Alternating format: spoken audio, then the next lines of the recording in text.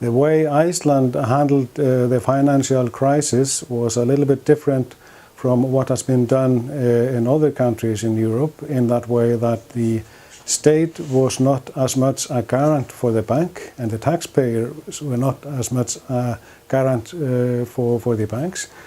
As we can see through the Iceland issue, for example, where the European Union wanted the taxpayers to be a garant for the banks through the states. Still, the state bailed out part of the banks that were vital for the operation and the safety and welfare in Iceland. But those part of the banks that were operating abroad, and we have to remember that the banks had grown a lot and grown from being about twice GDP up to 11 times GDP, which is way too much for the Icelandic state to guarantee the operation of the bank.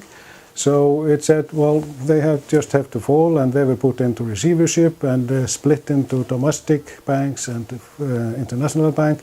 And the domestic banks were operating in Iceland, but the international part was put into receivership.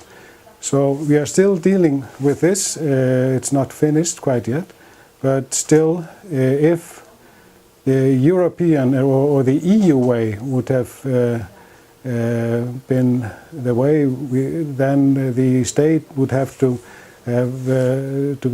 guarantee a much greater part of the system and the taxpayers in the end. So I think it was the luck of the Icelandic people that it went like it did.